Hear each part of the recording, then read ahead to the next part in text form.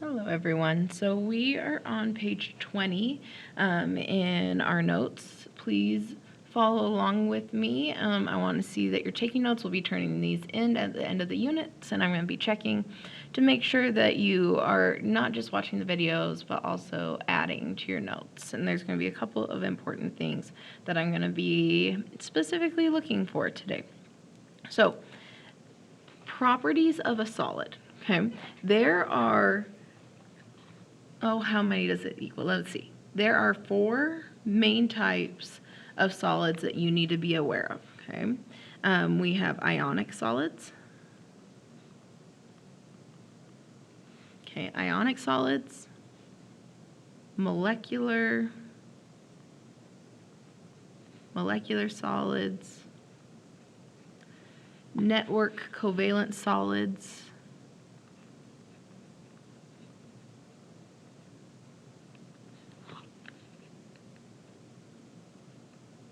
and the last type is metallic solids.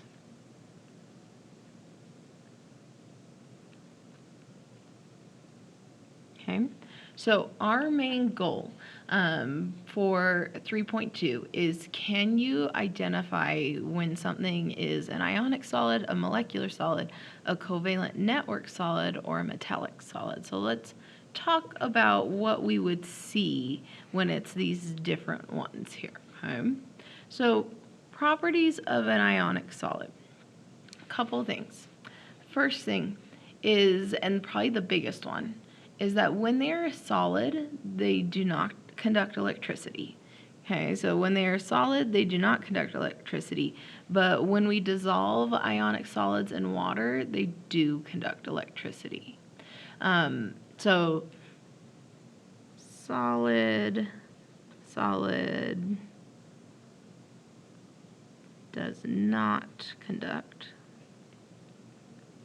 Okay, so solid does not conduct, but when we dissolve it in water or make it an aqueous solution, so AQ, right? Aqueous solution, it does conduct electricity.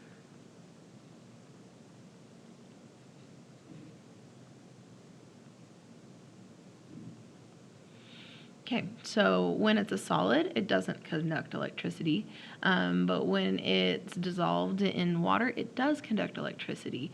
And the reason why is because the ions are free to move, and we've talked about this before. If we have movement of electrons or ions, then electricity can be conducted. So one more time, again, if we have movement of electrons or movement of ions, then we can conduct electricity, okay? So I need you also to know that for ionic solids, that they are very strong. It takes a lot to break an ionic solid. When it does break, it is brittle, not malleable. So if I can impact an ionic solid with enough force, then we can cause positives and negatives to be close together, and so then they repel each other and they cleave like this. Okay, so what we see is that they tend to be very strong, high melting points, high boiling points. If we can break them, if we can exert enough force to break them, they are brittle. They will just break. They're not malleable. Okay. The last thing that's very common of ionic compounds is they tend to be crystalline.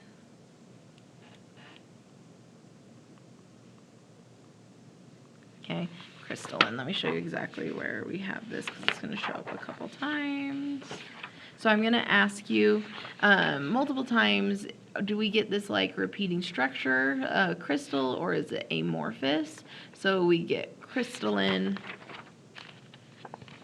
for these ionics.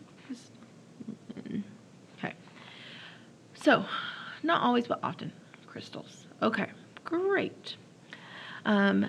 That is one of our solids that we need to identify. The other one is a molecular solid. Okay, so similarities and differences. Let's start with the conducting electricity.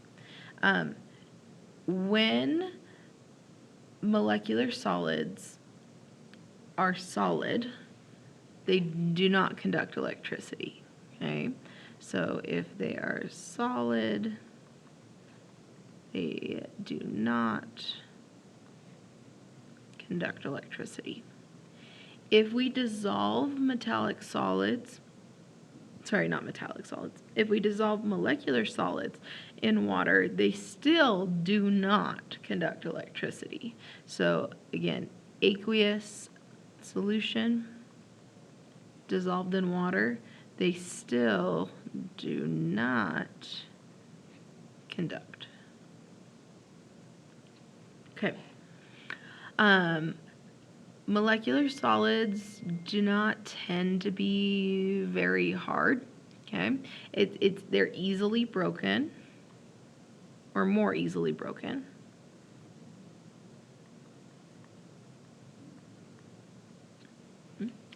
But they also are not very malleable.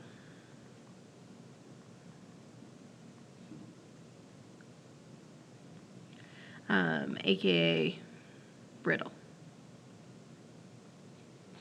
So another way that they differ from ionic solids is that they are easier to break, but one way that they are similar is that they are brittle. That, like, if I were to hit a molecular solid with a hammer, it would break apart. It wouldn't indent, right? Like, it wouldn't deform in shape. But it just wouldn't take a lot of effort to have that break occur. Okay?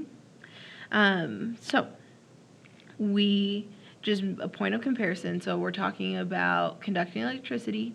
We're talking about if they are malleable or if they're brittle, and kind of like their hardness level. Like, is it easy to break these different solids, or is it hard to break these solids?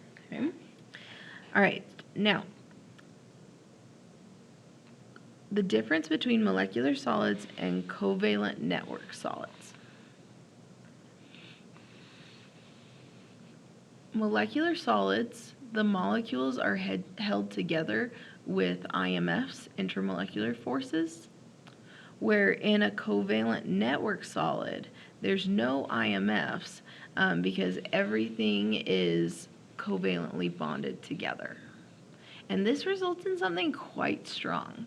So probably the most famous covalent network solid is diamond. And I want you to think about this for a minute. Diamond is carbon, just like how charcoal is carbon. But in charcoal, we get these carbon atoms and sometimes even molecules, and they're held together with IMFs. Okay? But when it comes to diamond, all of the carbon atoms are covalently bonded together. Like, let's draw it. We're going to draw it right here because I know they have an image, but it's kind of hard to tell what's happening. So carbon, carbon, carbon.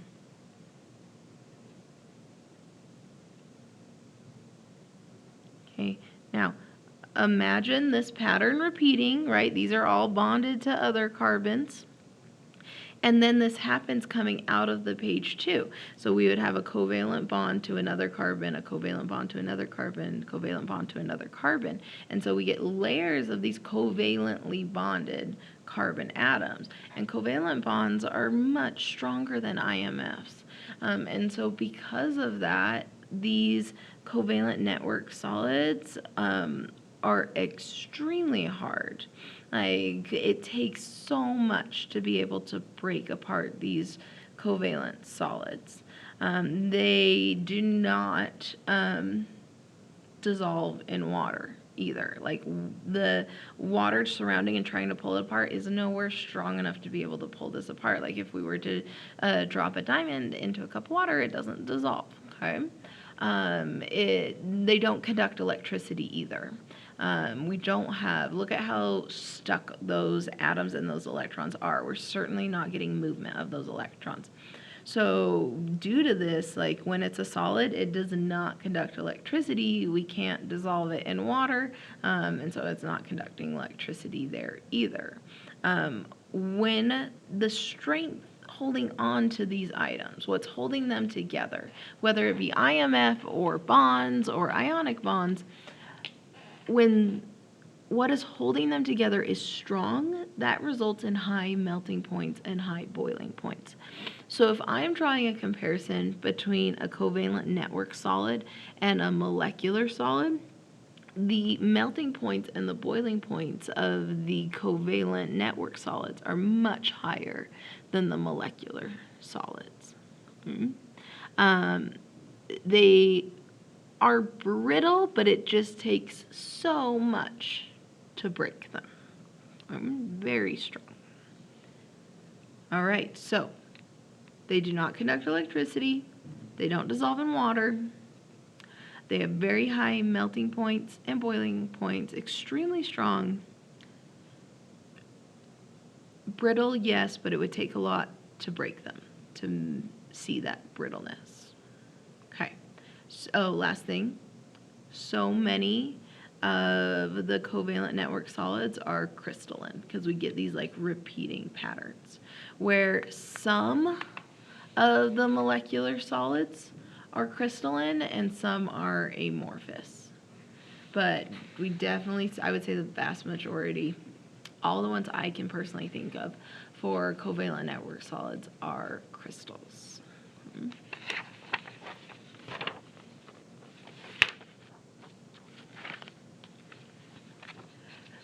Just a quick word on graphite, like what's coming out of your pencils even. So what's cool is we get these sheets of carbon atoms that are covalently bonded. And so like this sheet is really, these atoms are holding on to each other really strongly. But in between the sheets is IMFs. So when I lay my pencil onto my paper, I am leaving just sheets of graphite on the surface because I can break those IMFs. So then they can like lay against a paper and we can see them. Okay. I would categorize graphite as a molecular solid. Okay. Our last type of solid is a metallic solid. Okay. Now, you guys are so familiar with metallic solids. They're shiny, they're malleable, and so when we think about these different characteristics, let's go over the ones that we can like compare to the others. Conducting electricity. When they are solid, they do conduct electricity.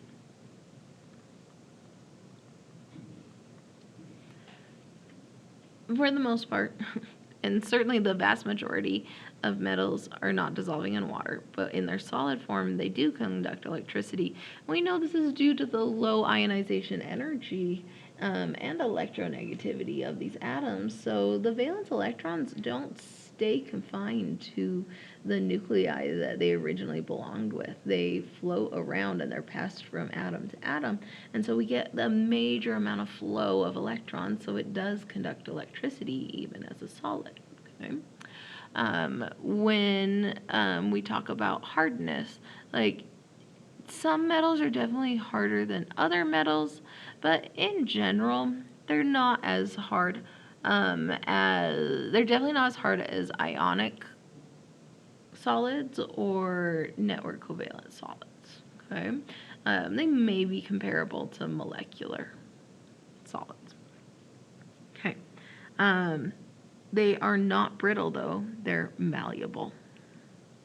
So malleable. If I were to take a hammer and hit a piece of metal, it doesn't cleave, it doesn't break, it bends, it indents, and so it's got malleability due to the free movement of these electrons, these non-directional metallic bonds. Okay, they're easy to move and change shape. What else? Malleable, trying to think, I just want to make these direct comparisons. We talked about where it conducts, we talked about how they're not very hard, but they are malleable instead of brittle. Okay, nice. I think you'd be able to identify those. Okay. So when you guys come to class, I'll have a fun activity set up for us. I'm going to have 4 different samples. I'm going to give you some tools. and you're going to take the samples, test them, take observations, and then decide with your partner what is its identity. Is it a metallic solid? Is it a network covalent solid? Is it an ionic solid or a molecular solid? Okay, so we'll have a fun time doing that in class.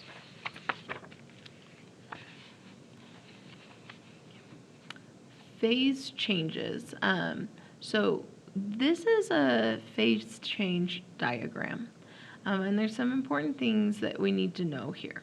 So we get this traditional shape where it's like a diagonal, and then it kind of has a plateau, another diagonal, plateau, another diagonal.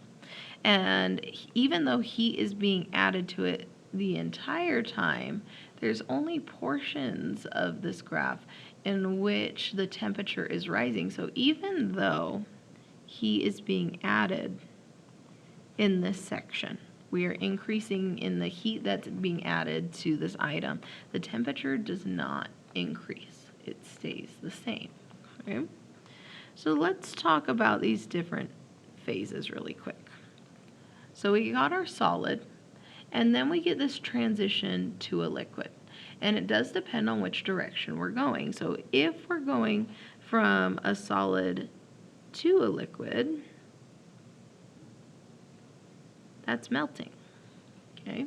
But if we're going from a liquid to a solid, that'd be freezing. Delta H, H is enthalpy. Okay, so H is enthalpy. And remember how enthalpy is like a fancy way of saying energy? So we have this delta, which is change in. Change in. The change in energy. The amount of energy it takes to have this sample change from a solid to a liquid, that is delta H of fusion. Okay? If I'm moving from a solid to a liquid, then my delta H is going to be a positive value. Because I'm gaining energy to go from that solid to that liquid. Now, if I'm going the opposite direction, though, if I'm going back from a liquid to a solid, then my delta H is negative because energy is being lost. So it turns out that the heat that's being added right here is going towards like overcoming those IMFs, the solid moving to that liquid. So here the heat is going towards increasing the kinetic energy, making those particles, those atoms move faster, and then we're breaking IMFs. And then after we've broken enough IMFs that it can slide past each other, now we are a liquid and we're increasing in the kinetic energy of those particles, and then we have to go back to breaking IMFs again. We've got to reduce the strength of those IMFs so they can fly around the container and be a gas. Delta H of vaporization is when you move from a liquid to a gas, or vice versa, from a gas to a liquid. So we know liquid to a gas, two really common names. The more scientific, probably one you'd more likely see on the AP Chem exam, is vaporization.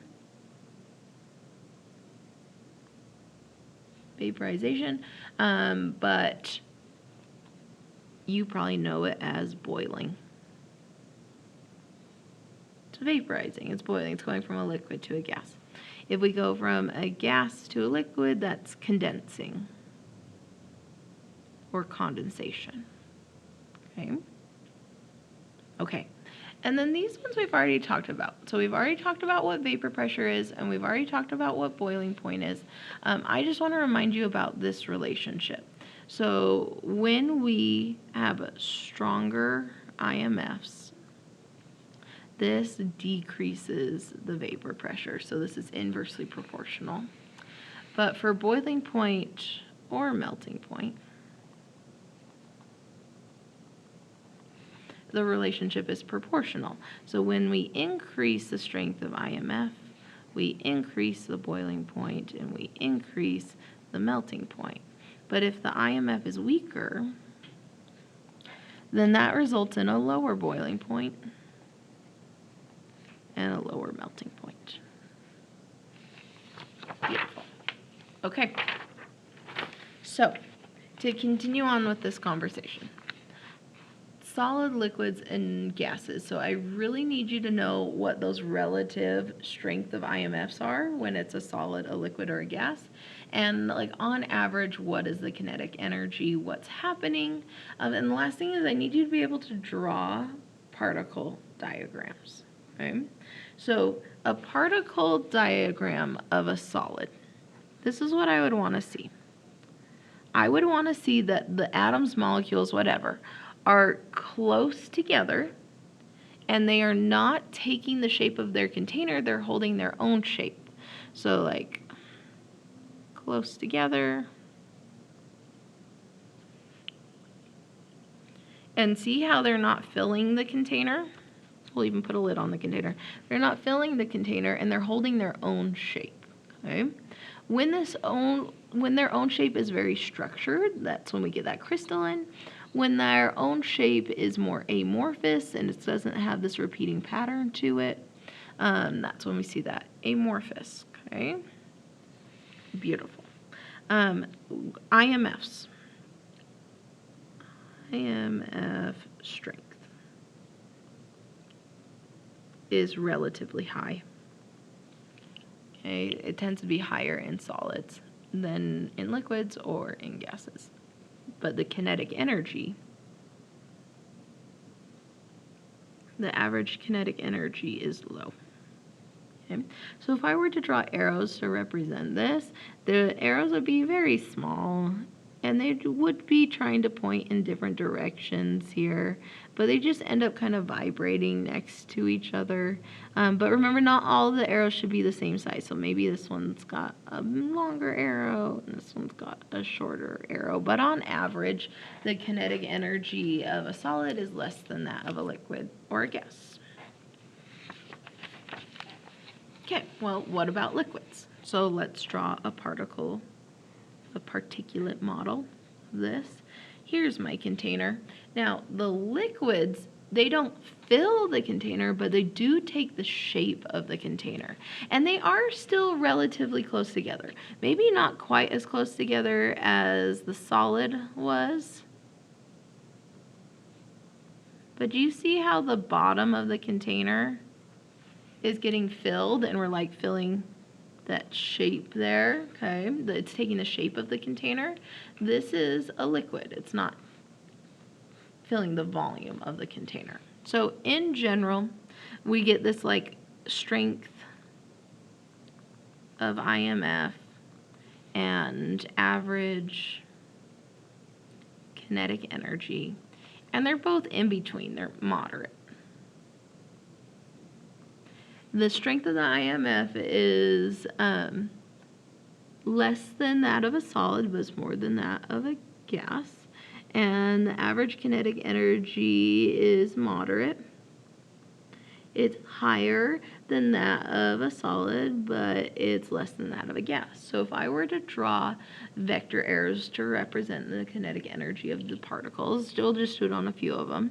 They're longer than they were in the last one, but they're not all the same size. Right? Some are bigger, some are smaller, but on average, they are larger. They have a greater kinetic energy than when it was a solid. Okay. And our last is a gas.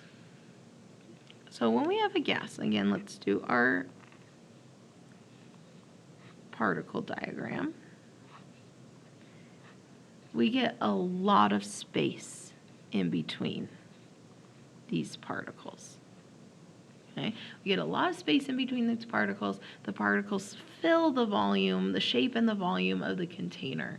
The strength of IMFs is low. The average kinetic energy is high. And so I would see big arrows.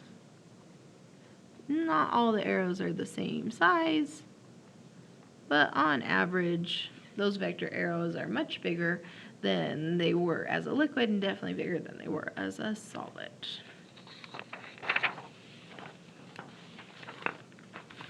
Okay, so on page 26, during class time, we're going to use this to review what's happening when it's a solid, a liquid, or a gas.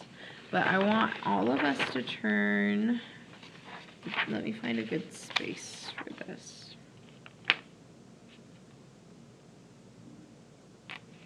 Okay, we're going to still part of the page on 23.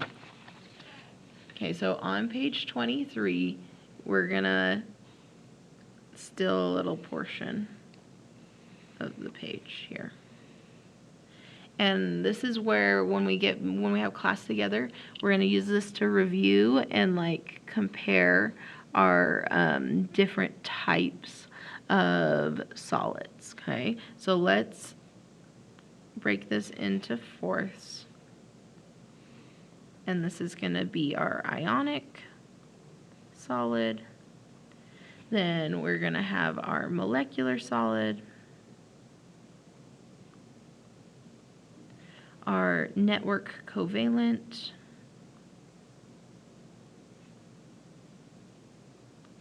solid, and then our metallic solid. So before you come to class, I'm going to want to see that you have this, and then we can dive right into there and be like, hey, let's review what we learned in this video. Okay, everyone, thank you so much for your hard work. If you have any questions or concerns, do not hesitate to reach out.